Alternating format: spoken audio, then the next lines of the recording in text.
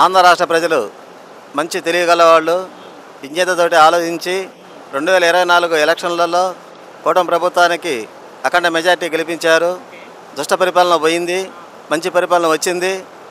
BJP, Janasena, TDP 3 పార్టీలు కలిసి కూడా అహర్నిశలు ఆంధ్ర రాష్ట్ర అభివృద్ధి కోసం పనిచేస్తున్నారు.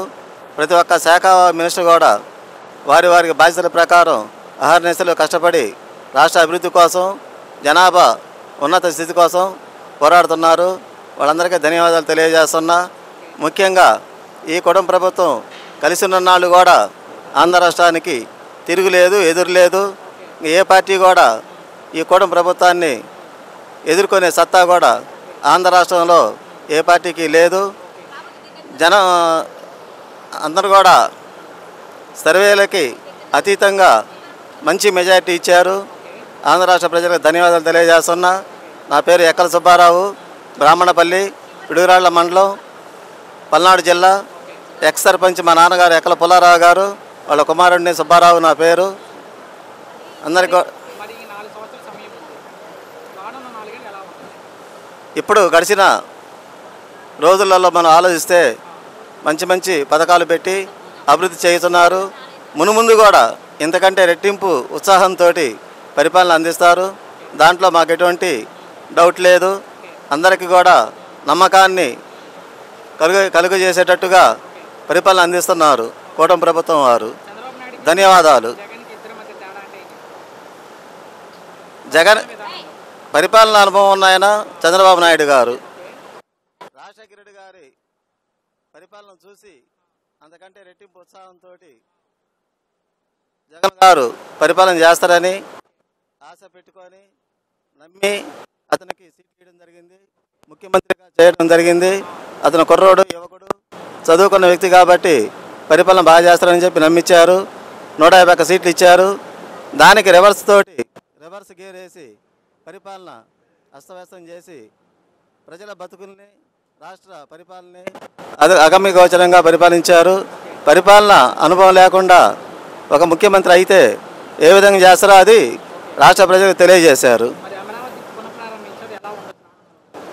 అమరావతి మనకి గుండెకాయ లాంటిది. ఏ రాష్ట్రానికి పట్టినా కానీ మీ రాజధాని ఏది అంటే చెప్పుకోవడానికి ఉన్నది. మనం విడిపోయిన రాష్ట్రం, ఎన్నో కష్టాల్లో ఇబ్బందుల్లో ఉన్నది. అటువంటి రాష్ట్రానికి అమరావతి రాజధాని ఒక గుండెకాయ లాంటిది. అటువంటి గుండెకాయని 3 ముక్కలు చేసి జగన్ గారు రాష్ట్రానికి రాజధాని లేకుండా చేశాడు. అది తీరని లోటు. ఇప్పుడు వచ్చిన కూటమి ప్రభుత్వం అమరావతి కానీ, పోలవరం కానీ పరుగులు పెట్టిస్తున్నారు. ఆర్థిక లోటు ఉన్నా కానీ కేంద్ర సాయం తీసుకొని దాన్ని పూర్తి చేయడానికి అహర్నిశలు ఆలోచించేస్తున్నారు. వారికి మా ధన్యవాదాలు.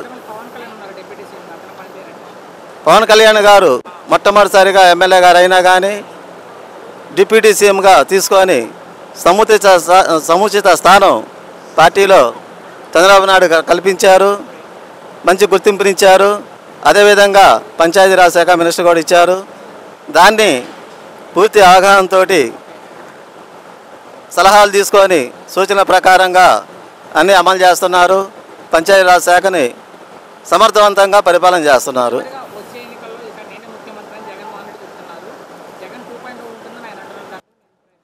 జనాలు కానీ, వైసీపీ ప్రభుత్వం కానీ, వాళ్ళ నాయకులు ఒకటే ఆలోచించాలి.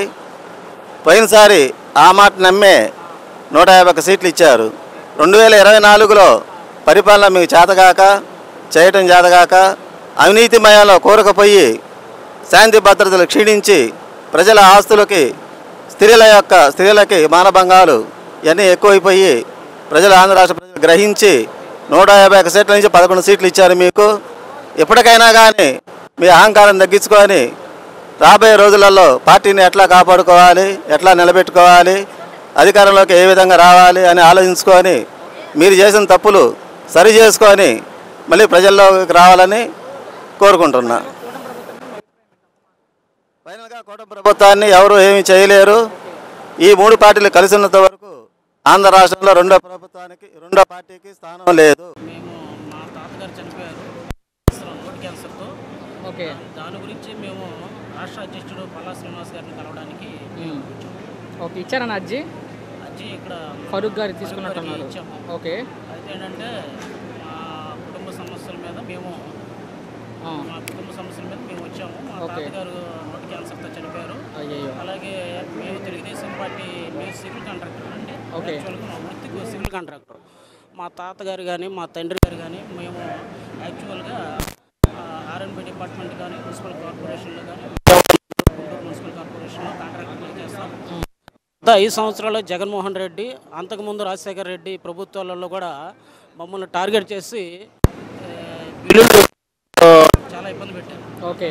ఆ బిల్లులు ఇబ్బంది పెట్టడం ఎలాగంటే అప్పట్లో రాజశేఖర రెడ్డి కానీ జగన్మోహన్ రెడ్డి కానీ ముఖ్యమంత్రులుగా ఉండడం వల్ల ఆ లోకల్గా కార్పొరేటర్లు మేయరు డిప్యూటీ మేయర్ మమ్మల్ని బాగా పెట్టి ఈరోజు కూడా మా సొసైటీని డిపార్ చేశారు గత రాజశేఖర రెడ్డి ప్రభుత్వం. ఓకే. మనం ఇప్పుడు చూసుకున్నట్లయితే కూటమి ప్రభుత్వ పనితీరు ఎలా ఉందంటే ఏం చెప్తారు?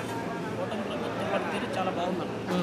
అంటే ఏ విధంగా బాగుంది అంటే ఏ విధంగా? ఏ విధంగా అంటే మూడు మొక్కలాట టైప్లో జగన్మోహన్ రెడ్డి లాగా కులాల మధ్య, మతాల మధ్య, ప్రాంతాల మధ్య మూడు మొక్కల ఆటలాగా 3 రాజధానులని నువ్వు మూడు రాజధానులు అన్నావు. ఎక్కడ ఈ 3 రాజధానులు నువ్వు ఎక్కడ ఏది అభివృద్ధి చేసావు జగన్మోహన్ రెడ్డి ఒకసారి చెప్పు. ఒక ఆంధ్రప్రదేశ్ రాజధాని అమరావతి కానీ, కర్నూలు కానీ, లేదంటే విశాఖపట్నం కానీ నువ్వు 3 రాజధానులు అన్నావు. ఎక్కడ నువ్వు పరిపాలన చేస్తావు? ఒక రాష్ట్ర ముఖ్యమంత్రిగా నువ్వు కులాల మధ్య, మతాల మధ్య, ప్రాంతాల మధ్య స్విచ్ పెట్టేసి నీవు అడ్మినిస్ట్రేషన్ అనేది నీకు చేత కాకుండా మరీ దౌర్భాగ్యం ఏంటంటే ఒక రాష్ట్ర ముఖ్యమంత్రిగా అతి చిన్న వయసులో నీకు ముఖ్యమంత్రి హోదా ఇస్తే నువ్వు దాన్ని ఉపయోగించుకోకుండా దుర్వినియోగం చేసుకున్నావు. అది మాత్రం ఆంధ్రప్రదేశ్ ప్రజలు చేసుకున్న దౌర్భాగ్యం అది. ఎందుకంటే ఒక రాష్ట్ర ముఖ్యమంత్రిగా నీకు అవకాశం ఇస్తే నువ్వు దాన్ని వినియోగించుకోకుండా దుర్వినియోగం చేసావు. అది ఇంకా అతని చరిత్రలో కూడా రాష్ట్ర ముఖ్యమంత్రిగా అనేది అతను మొన్న చేసాడేమో కానీ ఇక కలే. అతను రాష్ట్ర ముఖ్యమంత్రిగా 30 సంవత్సరాలు అని అంటున్నాడు కదా. 2019లో ప్రమాణ స్వీకారం చేసావు. 2024 వచ్చేసరికి నీకు అధికారం పోయింది. ఇంకా నీకు కంటిన్యూషన్ 30 సంవత్సరాలు ఎక్కడ ముఖ్యమంత్రిగా ఉంటావు నువ్వు?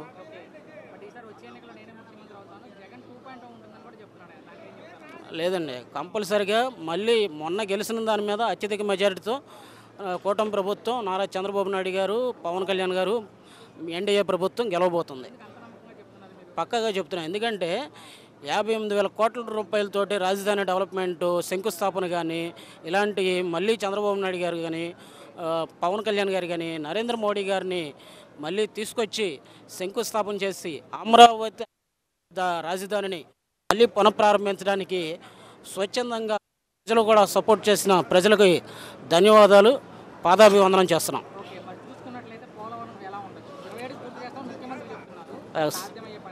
కంపల్సరీగా అండి, కంపల్సరీగా 2027 నాటికి ఈ పోలవరం ప్రాజెక్ట్ అనేది చంద్రబాబు నాయుడు గారు ఆయన ఏదైతే చెప్తారో పక్కాగా అది మాత్రం గ్యారంటీగా మనం గైడెన్స్ చేసుకుంటా అది అభివృద్ధి అనేది సంకల్పం మాకుంది. అది కాదండి, ఇప్పుడు రెడ్ బుక్ రాజ్యాంగం అనేది నారా లోకేష్ గారు నడిపేది అది కరెక్ట్ కాదు. ఇవాళ ప్రజా దర్బారు పెట్టి నారా లోకేష్ గారు కొన్ని లక్షల మంది, వేల మంది ప్రజలు ఆయన దగ్గరికి వచ్చి అయ్యా నాకు ఈ పరిస్థితి అంటే దాన్ని ఏదో విధంగా ఆయన పరిధిలో కానీ, వాళ్ళ రాష్ట్ర ముఖ్యమంత్రి గారి పరిధిలో కానీ, డిప్యూటీ సీఎం గారి పరిధిలో కానీ, మంత్రుల పరిధిలో కానీ ఎలాంటి సమస్యనైనా సరే రెక్టిఫై చేయగల కెపాసిటీ ఇవాళ ప్రజా దర్బారు పెట్టి లోకేష్ గారు చేస్తున్నందుకు ఆయనకి మాత్రం చాలా కృతజ్ఞతలు తెలియజేసుకుంటున్నాం. పవన్ కళ్యాణ్ గారు ఏంటంటే ముఖ్యంగా చెప్పుకోవాల్సింది ఆటవిక ప్రాంతాలైన గిరిజన తండాలను ఆయన పరామర్శించడం, అలాగే ఎక్కడ ఆగిపోయిన పల్లెటూర్లలో కూడా సీసీ రోడ్లు కానీ, బీటీ రోడ్లు కానీ, క్వారీ రోడ్లు కానీ ఆయన డెవలప్మెంట్ మాత్రం చాలా బాగా చేస్తున్నారు. ఎస్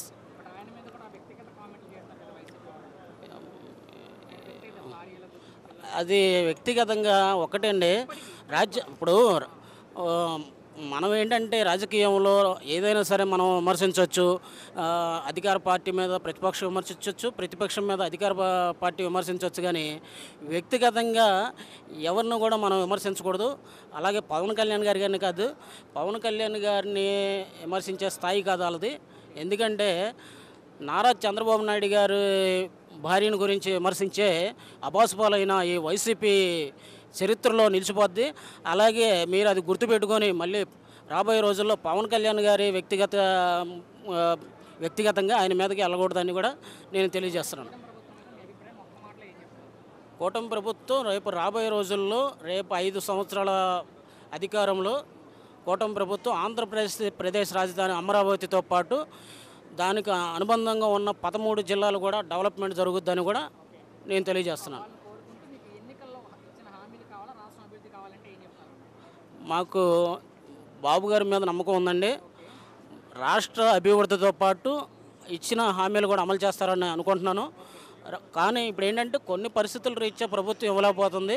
దాన్ని మేమేం విమర్శించట్లేదు. అయితే ఏంటంటే రేపు రాబోయే రోజుల్లో ఇచ్చిన హామీలను కూడా బాబు గారు చేస్తారని మేము తెలియజేస్తూ రేపు రాబోయే రోజుల్లో ఈ అమరావతి రాజధానిగా చంద్రబాబు నాయుడు గారు దాన్ని బాగా నిర్మిస్తారని, అలాగే పోలవరం ప్రాజెక్టులు కూడా పూర్తి చేస్తారని తెలియజేస్తున్నారు.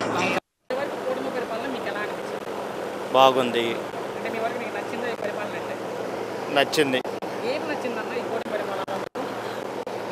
ముందుగా అందరికీ రోడ్డు ఫెసిలిటీ బాగుంది. అందరూ దాని మీద హాయిగా ప్రయాణం చేస్తున్నారు. ఓకే, అంటే చంద్రబాబు నాయుడుకి జగన్మోహన్ రెడ్డికి తేడా అంటే ఏం చెప్తారు మీరు గమనించిన తేడా? ఈయన అభివృద్ధి కోసం చేస్తున్నాడు. ఆయన ఏంటంటే ప్రజలకి డబ్బులు అందించాడు కానీ అభివృద్ధి అనేది జరగలేదు. ఇంకా బాగా చేస్తారని చెప్పి అనుకుంటున్నాను. మాది ఒక చిన్న సభ్యత్వంలో పేరు తప్పుపడింది.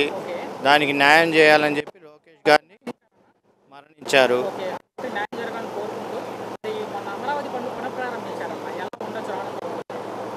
మన మోడీ గారు కూడా వచ్చారు, ఫుల్ సపోర్ట్ చేశారు. బాగుంటుందని చెప్పి కోరుకుంటున్నాను.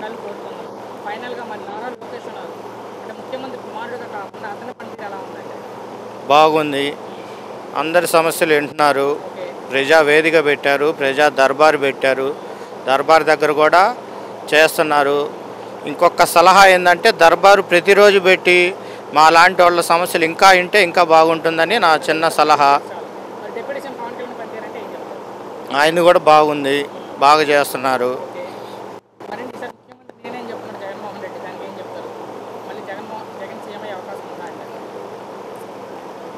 అంటే అది నా ఒక్కటి మాటతో నా అభిప్రాయం అంటే రాకపోవచ్చు. ఈయన పనితీరు బాగుంది కాబట్టి అనుకుంటున్నాను. ఆయన మీద కొద్దిగా బెటర్గా ఉంది, బాగుంది.